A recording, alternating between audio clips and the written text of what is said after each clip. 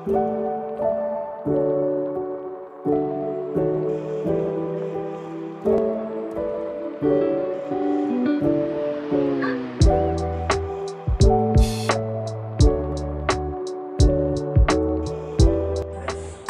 Ahlus Sunnah wal Jamaah atau Sunni.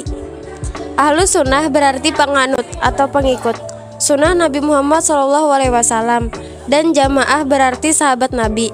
Jadi Ahlus Sunnah wal Jamaah mengandung arti penganut Sunnah atau itikat Nabi dan para sahabat. Aliran Asy'ariyah. Sejarah Asy'ariyah adalah sebuah paham akidah yang dinisbahkan kepada Abul Hasan al-Asy'ari.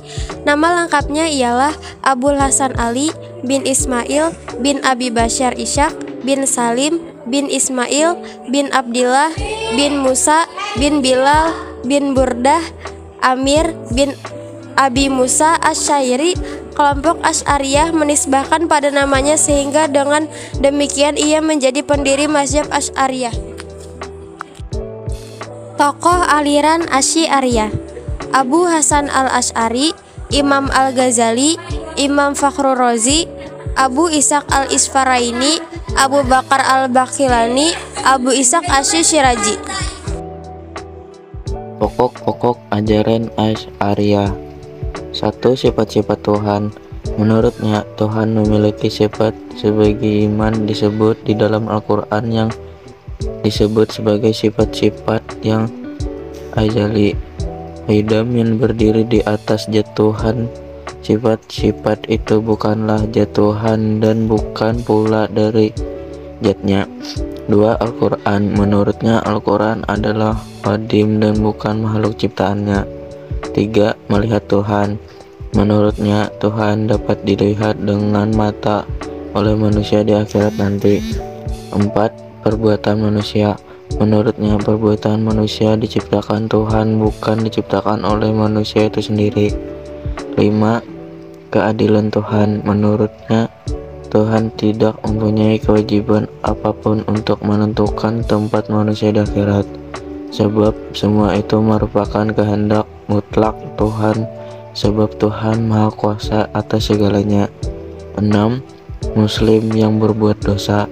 Menurutnya yang berbuat dosa dan tidak sempat bertobat akhir hidupnya tidaklah kafir dan tetap mukmin. Aliran Maturidiyah. Sejarah Maturidiyah Samarkand. Nama aliran Maturidiyah diambil dari nama pendirinya, yaitu Abu Mansur Muhammad bin Muhammad. Kelahirannya Maturid, sebuah kota kecil di daerah Samarkand, termasuk wilayah Uzbekistan, kurang lebih pada pertengahan abad ketiga Hijriyah, dan meninggal dunia di kota Samarkand pada tahun 333 Hijriyah. Pemikiran kalam al-Mutaridiyah dan kemiripan dengan Mu'tazilah, namun sebagian besar mempunyai kesamaan dengan pemikiran kalam al-Asy'ari di bidang fikih. Ulama Maturidiyah adalah pengikut mazhab Hanafi. Kitab yang berhasil ditulis Abu Mansur al-Maturidi. 1. Kitab Tawilat Al-Quran At-Tawilat Al-Sunnah Tafsir. 2. Kitab Maqat Al-Syariah Unsur Al-Fiqih. 3. Kitab Jadal Tafsir dan Kolam Al-Sunnah. 4. Kitab Al-Usul Usul dan Din. 5. Kitab Malqalat. 6. Kitab Tauhid. 7. Kitab Bayan Wah Al-Mu'tazilah. B. Pokok-pokok ajaran Maturidiyah Samarkand. 1. Kewajiban mengetahui Tuhan. Menurut Al-Maturidi, akal dapat mengetahui kewajiban untuk mengetahui Tuhan, seperti yang diperintahkan oleh Tuhan dalam ayat-ayat Al-Quran untuk menyelidiki atau memperhatikan alam, langit dan bumi. Akan tetapi meskipun dengan akal sanggup mengetahui Tuhan, namun ia tak sanggup mengetahui dengan sendirinya hukum-hukum taklifi atau perintah-perintah Tuhan. Pendapat terakhir ini berasal dari Abu Hanifah. 2. Kebaikan dan keburukan menurut akal. Bagi Al-Maturidi, meskipun akal sanggup mengetahui suatu kebaikan dan keburukan, namun kewajiban itu hanya dapat diketahui melalui syara, karena akal semata tidak dapat bertindak sendiri dalam kewajiban-kewajiban agama, sebab yang mempunyai taklifi mengeluarkan perintah agama hanya Tuhan sendiri. 3. Hikmah dan tujuan perbuatan Tuhan. Menurut Al-Maturidi, memang benar perbuatan Tuhan mengandung kebijaksanaan atau hikmah, baik dalam ciptaannya maupun dalam perintah dan larangan-larangannya. Tetapi perbuatan Tuhan tersebut tidak karena paksaan atau dipaksa. Karena itu tidak dapat dikatakan wajib, karena kewajiban itu mengandung suatu perlawanan dengan iradahnya. 2. Maturidiyah Bukhara. Sejarah Maturidiyah Bukhara. Pemikiran kalam Maturidiyah Bukhara dikembangkan oleh Al-Bazdawi. Nama lengkapnya ialah Abdul Yunus Muhammad bin Abdul Husain bin Abdul Karim Al-Bazdawi. Dilahirkan pada tahun 421 Hijriah.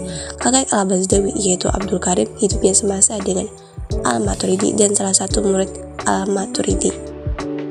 B. Pokok-pokok ajaran Maturidiyah Bukhara. 1. Akal dan wahyu. Menurut Al-Bazdawi, akal tidak dapat mengetahui kewajiban mengerjakan yang baik dan menjauhi yang buruk, karena akal hanya dapat mengetahui yang baik dan yang buruk saja. Adapun yang menentukan kewajiban tentang perbuatan baik dan buruk adalah Tuhan.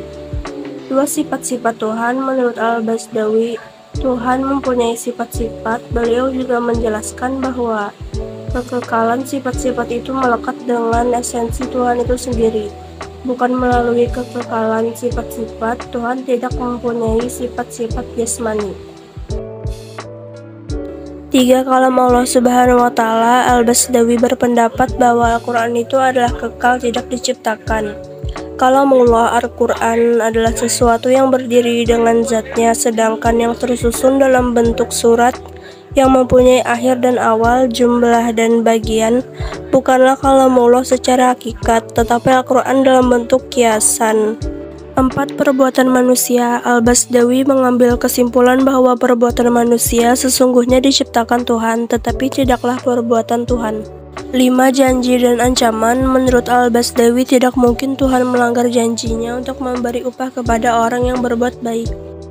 Tetapi sebaliknya, bukan tidak mungkin membatalkan ancaman untuk memberi hukuman kepada orang yang berbuat jahat.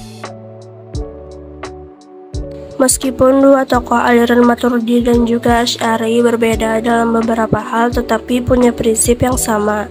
Jika terdapat pertentangan antara akal dan usaha, maka akal harus tunduk kepada wahyu. Itulah satu contoh sehingga mereka terpadu dengan satu aliran besar Ahlus Sunnah wal Jamaah.